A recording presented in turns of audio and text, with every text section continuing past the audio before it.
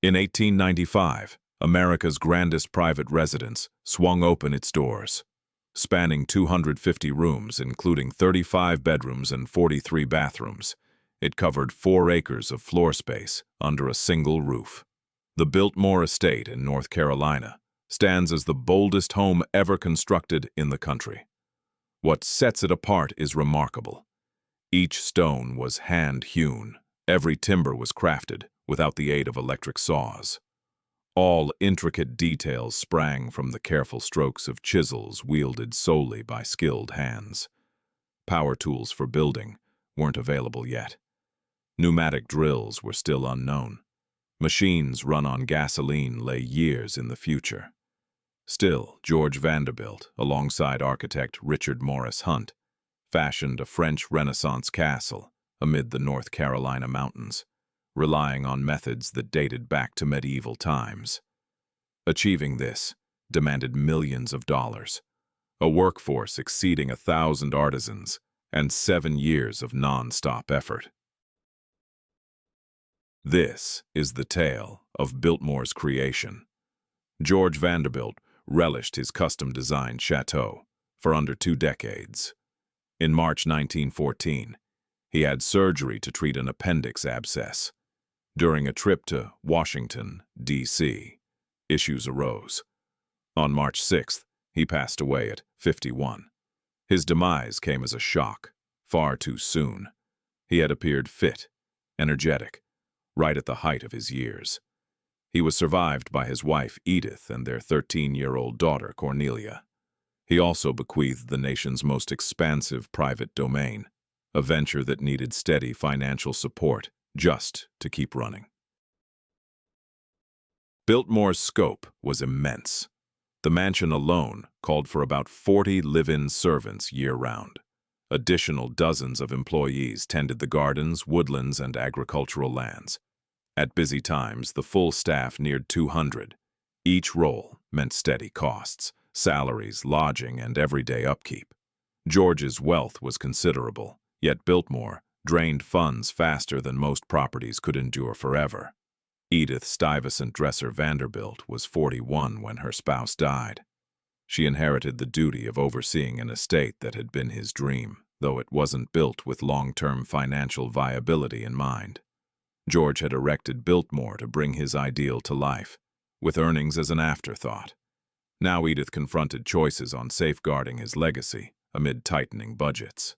World War I erupted in 1914, mere months after George's passing, shaking up the U.S. economy. As workers enlisted, labor expenses climbed. Supplies grew pricier. The timber business George had set up kept generating income, but it fell short of covering the outlays. Edith started trimming the payroll. She streamlined activities. She shuttered unused sections of the house. The lavish gatherings George had thrown from time to time dwindled in number and splendor. The Roaring Twenties ushered in wealth for many Americans, but sustaining Biltmore stayed an uphill battle. Cornelia, now an adult, wed British diplomat John Francis Amherst Cecil in 1924. Their ceremony took place at Biltmore and drew widespread media coverage. It marked one of the final major social affairs the property would see for years. Cornelia and her partner later welcomed 2 sons, George Henry Vanderbilt, Cecil in 1925, and William Amherst Vanderbilt Cecil in 1928. These children embodied the 3rd generation tied to Biltmore. The 1929 stock market collapse and ensuing Great Depression upended the finances of opulent homes everywhere. The Vanderbilt riches, though sizable, had spread among heirs across 2 lines of descent.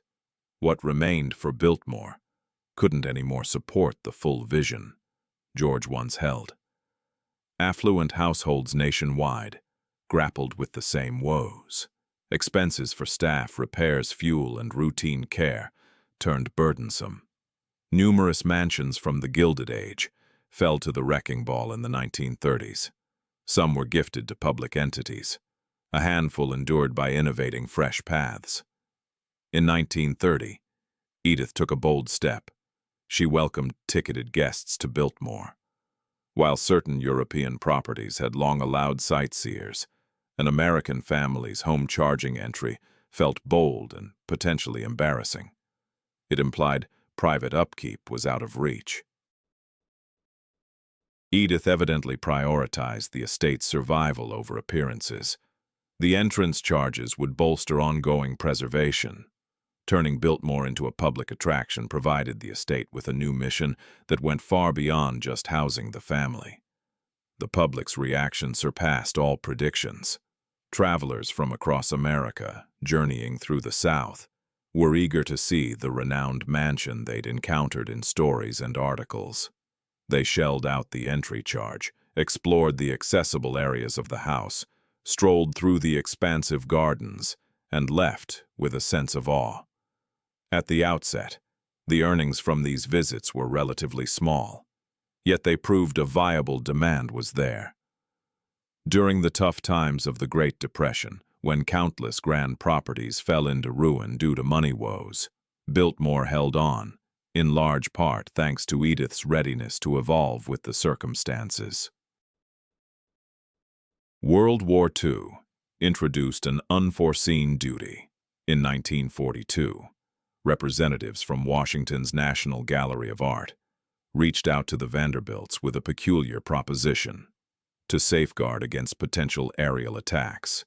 The gallery wanted to relocate its priceless artworks. Could the Biltmore family permit these pieces to be housed in the mansion's underground vaults? This proposal highlighted the site's remote position, as well as its sturdy build. The robust stone barriers and stable environment made it an ideal haven for invaluable cultural artifacts. Edith and Cornelia gave their approval. Starting in the final months of 1942, delivery vehicles began rolling in with sealed boxes holding some of America's most cherished possessions. Masterpieces from Rembrandt, Vermeer, Van Dyck, Raphael, and scores of other renowned artists were gently removed and placed in designated secure areas. The collection was shipped back to the capital. In this way, Biltmore contributed to the country by safeguarding the irreplaceable. Edith passed away in 1958. Control of the estate then shifted to Cornelia and, in time, to her two boys. By the 1960s, William Cecil, the younger of the pair, assumed the main oversight role. He understood that visitor experiences weren't just an extra income stream. They were essential for the estate's longevity. Under his guidance, the range of tours grew. Amenities for guests were upgraded, and promotional efforts intensified. Year after year, crowds swelled at Biltmore's gates. The Biltmore Company, originally set up as a family-run enterprise under the Cecil name, adopted a broad strategy for income generation. Beyond guided house visits, it welcomed access to the gardens and surrounding lands, launched a vineyard operation on the grounds, and later introduced an upscale lodging option. Such initiatives leveraged the property's inherent strengths while creating jobs for numerous locals. The shift from an exclusive family retreat to a bustling visitor site was fully realized, though the Cecil lineage retained full authority and stewardship. This set Biltmore apart from numerous heritage sites that ended up gifted away or torn down. The meticulously constructed chateau that George Vanderbilt unveiled in 1895 endured via thoughtful changes. Its original intent had evolved. Its management had turned profit-driven. Yet, the physical form stood firm. Those countless handmade bricks, the limestone sculpted by artisans from Italy, the oak woodwork crafted by experts from Germany, all had withstood years of activity in shifting circumstances. The superior workmanship had outlasted eras of wear and variable fates. For future stewards, the pressing issue became how to safeguard the legacy of their forebears, achieved through methods impossible to recreate today. Richard Morris Hunt confronted a dilemma unlike anything in his 3 decades of architectural work. He had to craft a 16th-century French chateau, employing 19th-century American building techniques from before the rise of industry. The clash was stark. The chateaux of the Loire Valley had taken generations to erect, relying on skilled trade guilds whose expertise was inherited over time. Hunt was allotted roughly 6 years and a labor force that would acquire skills on the job. The tools and methods in 1890s, North Carolina lagged far behind innovations in urban centers up north. While electric-powered devices were in early testing phases in labs, they weren't yet feasible for fieldwork. Thomas Edison had launched the inaugural public electricity plant in New York back in 1882. Still, power was mainly for illumination, not powering robust equipment. Early versions of air-driven hammers and boring tools were around, but not refined for everyday use. Fuel-based motors were still experimental novelties. Hunt thus depended on the basic implements that had raised Gothic cathedrals centuries earlier. Manual saws, carving tools, mallets, trowels, spirit levels, and plumb bobs. The sole powered aid was steam, which could power lifts for hoisting loads and turn large saws to shape logs into basic sizes. All other tasks demanded manual labor. Hunt's blueprints specified walls mainly of brick, clad in limestone from Indiana. This stone was manually extracted from quarries around Bedford, Indiana, precisely shaped on site and transported via train lines. Individual pieces ranged from 100 to 500 pounds in weight. Laborers had to hoist those massive stones into position, align them with exact precision, and bind them using mortar. On-site hand carving was essential for the ornamental features. Hunt projected that the residence would require about 11 million bricks. These were produced right on the property from clay, dug up from the grounds. Early in 1890, a brickyard was set up close to the building area. Employees extracted the clay, blended it with water, shaped it in wooden forms, and allowed the bricks to cure under the sunlight. After solidifying, the bricks got piled into huge kilns and baked with wood sourced from the estate's woods. One baking session lasted several days and burned through stacks of logs. The brickyard ran non-stop for years, churning out roughly 32,000 bricks daily. Despite that pace, creating 11 million bricks occupied nearly all of 1890 and a good portion of 1891. The sheer magnitude of Hunt's vision was overwhelming. The primary building stretched 375 feet long. Its front elevation soared 7 stories from base to peak. The majestic stairway climbed across 3 levels within a 25-foot wide chamber. The dining hall boasted a 72-foot-high ceiling. The library accommodated 10,000 books in a space lined completely with intricately carved oak. Hunt called for 65 fireplaces, each demanding a flue that extended through several stories. The rooftop posed immense difficulties. Modeled after French architecture, it featured sharp slopes, ornate dormers, fancy gables, and numerous peaks and troughs. Hunt forecasted a total expense of $1.5 million. That turned out to be far too low. The actual tally neared $6 million, which equates to more than $180 million in modern terms. Yet back in 1889, as George gave the go-ahead on the blueprints, both he and Hunt felt the budget was realistic and the schedule feasible. The crew started gathering in late 1889 and early 1890. During the height of building, over 1,000 men toiled at the site all at once. Securing so many hands in remote North Carolina was no easy task. Asheville and nearby areas lacked sufficient trained artisans. Hunt and his on-site architect, Richard Sharp Smith, hired from the region when they could but sought out experts from Europe. Italian stonemasons arrived, experts in handling marble and limestone using age-old methods. German and Austrian woodworkers came, skilled in the Black Forest tradition. French and English plasterers brought along time-tested approaches to decorative plastering honed over generations. These imported specialists earned more than local hands, usually $3 to $5 daily, versus the $1 to $2 for those without skills. Still, their knowledge was vital. A typical U.S. worker might handle digging footings or hauling bricks, but sculpting a Corinthian capital demanded years of practice. The crew resided in a makeshift settlement built adjacent to the project. Simple wooden dormitories offered beds. A mess hall provided food. A supply shop offered essentials. The setup was rudimentary yet typical for the time. Employees put in 10-hour shifts. 6 days a week, mishaps happened frequently and were expected. Falls from heights injured workers. Falling rocks from lifts mangled body parts. Collapsing platforms harmed groups at a time. Safety rules were non-existent. Anyone too injured to continue just forfeited pay. Fatalities left families with no support except optional company aid.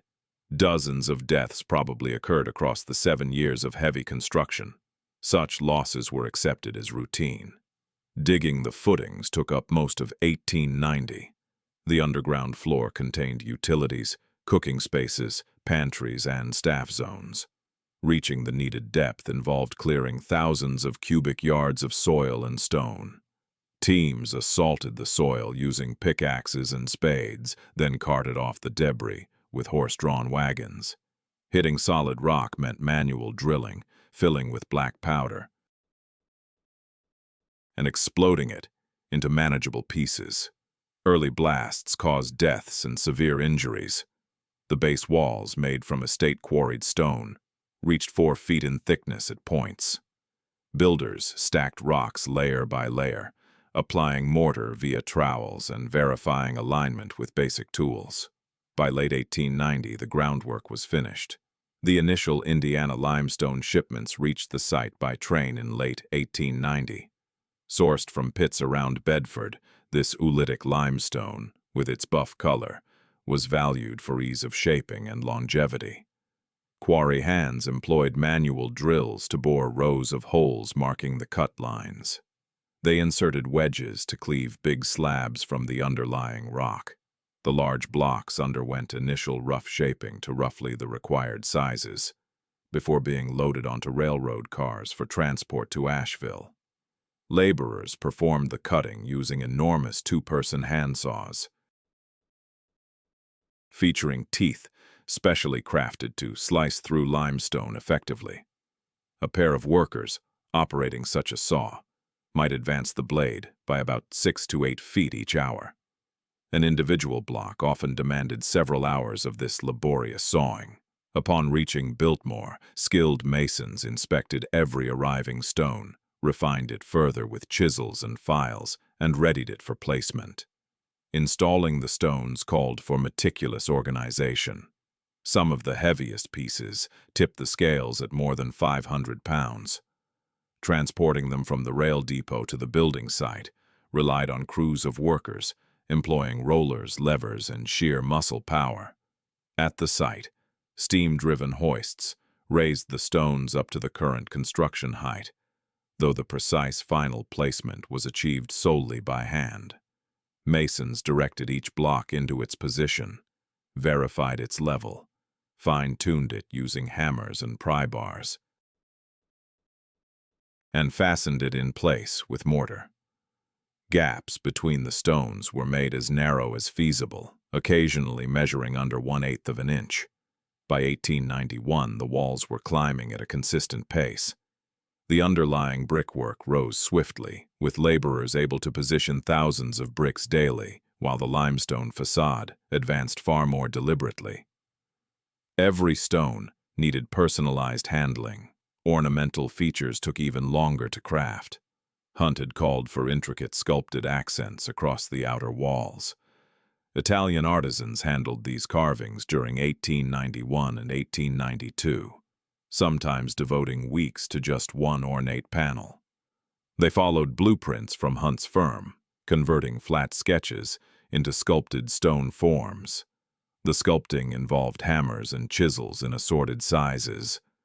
An expert sculptor could excise material with impressive accuracy. Yet progress remained gradual. Completing an elaborate column top might span 2 weeks. A sizable ornamental section could occupy a full month. The framework's wooden components originated from the estate's own woodlands. Logging crews chopped down the trees using hand saws and axes. Horses then hauled the trunks to a steam-operated mill where rotating blades sliced them into standardized beams. However, the mill handled only basic straight cuts. All the mortises, connections, and intricate angles had to be formed manually. Woodworkers fashioned the hefty oak timbers with hand saws, chisels, and smoothing planes. The assembly techniques were age-old. Mortise and tenon joints bound beams to uprights while wooden dowels reinforced the fits. This approach echoed medieval methods, unaltered over centuries. Erecting just the roof framework consumed months. The roofing posed unique difficulties apart from the basic skeleton. Hunt's plans specified slate tiles imported from afar, numbering in the tens of thousands. Sourced from quarries in New York and Vermont, the slate traveled southward via train. Workers then lugged bundles of it up scaffolding to the rooftop. Each tile got fastened separately to slender wooden battens with handmade iron nails hammered in place. A proficient roofer might set around 200 tiles daily. The roof's elaborate contours required trimming many tiles for a proper fit, accomplished by chiseling a line with a pointed tool and snapping the slate along it. The entire roof demanded almost 2 years to finish, spanning from 1892 through 1894. By the end of 1892, the mansion was assuming a distinct shape. The walls stood at their complete elevation. The roof assembly was mostly done. Viewed from afar, Biltmore resembled a French chateau, lifted straight from the Loire Valley. Yet inside, it was still a hollow framework. The true labor was just getting underway. The wealth that funded Biltmore stemmed from a man who never held a regular job. George Washington Vanderbilt entered the world in 1862 amid riches beyond measure. His grandfather, Cornelius Vanderbilt, had passed away 5 years prior, bequeathing a fortune exceeding $100 million. In a time when a trained worker might make about $500 annually, the Commodore's holdings equaled the lifelong earnings of 200,000 toilers. Cornelius had amassed his dynasty through steamboats and rail lines, outmaneuvering rivals with unyielding tactics. Upon his death in 1877, most of the assets went to his oldest son, William Henry Vanderbilt. William more than doubled that legacy in 8 years. By 1885, the family wealth had swelled to roughly $200 million. He split it evenly among his 8 offspring. Each got approximately $25 million. George, the baby of the family, claimed his portion at 23 years old. He never had to worry about income again. George stood apart from his siblings. William Kissam Vanderbilt, the oldest, dove into railroading and erected a 52-room mansion on Fifth Avenue. Cornelius II oversaw the New York Central Railroad. Frederick developed a retreat in Hyde Park. They acted as business leaders. Overseers who knew empires demanded vigilance. George showed no inclination toward railroads. He preferred amassing a library of books. In his early 20s, George had already gathered a private collection exceeding the 20,000 books. He delved into studies of architecture, landscape architecture, farming methods, and woodland management. Fluent in 8 languages, he could converse effortlessly in them. While his siblings debated shipping volumes and transport costs, George preferred topics like Molière and Dante. His mother, Maria Louisa Kissam Vanderbilt, supported his scholarly interests wholeheartedly. She had felt let down by the decisions of her eldest son. In George, however, she saw a more refined quality, a deep appreciation for the arts that placed beauty above business. During the early 1880s, George set out on the traditional grand tour that affluent young Americans viewed as indispensable. He journeyed across England, France, Germany, and Italy, devoting months to examining paintings and architectural wonders. The Loire Valley in France especially enchanted him. There, chateaux from the French Renaissance era blended sophistication with grandeur. These weren't just homes, they embodied bold aspirations. Francis I had erected Chambord, boasting 440 rooms, originally as a retreat for hunts. The Château de Chenonceau gracefully bridged the Cher River via elegant arches. Such structures had endured for hundreds of years. An inspiration took shape in George's mind. If old-world aristocrats could erect such enduring symbols with their wealth, why would an American of comparable means settle for less? He resolved to design his own chateau, one that could match Europe's finest estates and last through the ages. All that remained was finding the perfect site. In 1888, George accompanied his mother to Asheville, North Carolina. Physicians had suggested the region's highland air would benefit Maria's well-being. Asheville itself was a small community of around 3,000 people, nestled in a valley encircled by the Blue Ridge Mountains. Its higher altitude meant milder summers. The atmosphere felt fresh and arid. The views were breathtaking. Even better, property prices were remarkably low.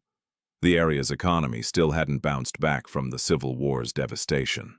Logging firms had stripped the foothills, leaving huge swaths of worn-out woodland up for grabs. Local growers, battling in fertile ground, were keen to offload their holdings. George started buying land right away. Over the next year, he snapped up almost 125,000 acres to the south and west of town. This wasn't some polite rural retreat. It formed a domain bigger than numerous European duchies. George's plans went far beyond constructing a dwelling. He dreamed of a fully independent estate. Experimental farms would showcase cutting-edge farming practices. Managed reforestation would revive the denuded hillsides. A compact settlement would accommodate the laborers. Dominating this vast holding would be his chateau, a home befitting the grand concept behind it. To realize this, George required an architect versed in old-world styles and capable of bringing them to life in the New World. That same year, 1888, he contacted Richard Morris Hunt. At age 60, Hunt was at the height of his influence and acclaim. A Vermont native born in 1827, he held the distinction of being the inaugural American to train in architecture at the École des Beaux-Arts in Paris. That education distinguished him from all his contemporaries in the field. Hunt had immersed himself for years in the tenets of French neoclassical aesthetics. He grasped the nuances of balance, decoration, and how architecture could reflect an owner's essence. Back in the United States by 1855, he launched his firm in New York. By the 1880s, he had crafted some of the country's most notable edifices. The base for the Statue of Liberty highlighted his talent for colossal projects. The main hall of the Metropolitan Museum of Art illustrated his command of timeless motifs. Affluent patrons vied for his expertise. When George outlined his vision, Hunt grasped the potential at once. This commission promised far more than a cramped Manhattan row house limited by urban plots. George provided boundless funds, expansive grounds, and a patron who prized creative excellence above everything. Hunt signed on without hesitation. The pair devoted months to poring over chateau designs and selecting features to blend in. George leaned toward the initial French Renaissance approach linked to Francis I. Hunt suggested drawing mainly from the Château de Blois. The project's magnitude would surpass any of Hunt's prior efforts. The structure would stretch 375 feet in length and reach 250 feet across at its broadest, spanning 8 levels from basement to attic. It would encompass about 250 rooms covering 4 acres under one vast roofline. It would claim the title of America's grandest private home. Groundbreaking occurred in October 1889. Yet before any foundation stone could go down, teams first had to construct a 3-mile rail extension, linking the property to Asheville's primary track. All materials and supplies for the build would travel by train. Completing that line demanded several months. Meanwhile, as the tracks pushed forward, separate groups started excavating and grading the construction area. The spot George chose perched atop a plateau, with sweeping views over the French Broad River Valley. The panorama extended for miles in every direction, yet the terrain demanded thorough groundwork. Laborers cleared away trees, uprooted stumps, and started digging out the foundation. Each load of soil was hauled off manually. Teams of horses dragged carts brimming with earth and stones, while steam-driven hoists managed the heavier loads. The excavation depended entirely on sheer manpower. The tools included picks, shovels, and crowbars, the very same ones that had erected pyramids and cathedrals centuries earlier. By late 1889, preparations at the site were finished. The railway line stood ready. Supplies started rolling in, and Richard Morris Hunt completed his detailed designs. George Vanderbilt had set in motion the creation of America's grandest handcrafted edifice. The real uncertainty lingered. Could mere human effort bring it to life? The methods employed at Biltmore echoed those from the era of Gothic cathedrals, with scant evolution. The equipment remained much the same. The raw materials were identical. What set it apart was the sheer magnitude of the vision, squeezed into a tighter schedule, plus selective use of steam engines for targeted jobs. Still, the core labor hinged on skilled hands, keen eyesight, and expertise honed over long years of training. Stonework kicked off at limestone quarries in Indiana. Crews pinpointed viable layers via careful visual checks and sample borings. The oolitic limestone chosen for Biltmore featured fine, rounded grains bound tightly, creating a consistent structure. This even quality allowed for straightforward slicing in various orientations, free from cracks along unintended fault lines. At the quarry front, workers bored a row of holes with hand-cranked augers. These tools featured a steel drill bit fixed to an extended shaft. Pairs of men operated them, one rotating the handle as the other pressed down firmly. Carving out holes deep enough to free a sizable block could consume an entire day. With the perforations done, they inserted steel wedges, striking them methodically in turn. Soon, the rock split cleanly along the drilled path. The crude chunks then went to processing sheds for initial sizing. There, enormous frames gripped several soft iron blades. Rather than slicing outright, the operators introduced a slurry of sand and water onto the oscillating blades. The abrasive grains did the real work, grinding away at the stone bit by bit. A steam engine supplied the motion for these saws.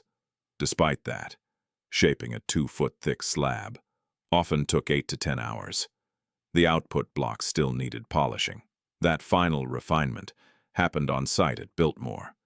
Masons took delivery of the coarsely trimmed pieces and shaped them to exact specifications. All of it was manual labor. Drawing from the blueprints, a mason would assess the needed form. He'd sketch guidelines with chalk to show excess areas. Next, armed with assorted chisels and a 2-pound hammer, he'd chip away the surplus. The approach was one of careful subtraction, with no room for reversal. Any error could render the piece worthless. Master masons gained a near-instinctive sense, gauging the stone's reaction through each strike. For ornate features, the sculpting grew intensely detailed. Turning a plain block into a column, capital involved crafting protruding motifs and fine textures. The craftsman first outlined the core layout. He'd use a sharp-pointed chisel to swiftly excise waste stone and define the outline. As the rough contours took shape, he'd shift to a toothed chisel for finer removals. Polishing came last, with flat chisels and rasps to yield sleek faces and sharp lines. An elaborate Corinthian capital, complete with its signature acanthus foliage, could demand 3 to 4 weeks of steady effort. Biltmore called for scores of these unique capitals, all hand-carved right there. The interior woodcraft at Biltmore required comparable artistry on another substance. Oak dominated for beams and ornamental panels. Sourced from the estate's ancient woodlands, the trees were harvested in winter to minimize sap. The felled trunks moved to a mill where a steam-operated circular blade sliced them into planks. That initial milling was quick, but every further step involved handiwork. Carpenters fashioned the main support beams with handheld tools, employing broad axes and adzes for the initial rough shaping, followed by planes to achieve a smooth finish. Forming a mortise and tenon connection demanded precise measurements and deliberate cuts. The worker first outlined the mortise's position. With an auger, he bored out the bulk of the excess material. Next, using a chisel and mallet, he squared off the edges and refined the walls to form a perfectly rectangular cavity. For the tenon, a handsaw handled the cutting. The connection needed an exact match. Too slack and it weakened the structure. Too snug and it risked cracking the beam. Expert craftsmen produced joins so tight that they blended seamlessly. The ornamental carvings turned wood into art, often in oak.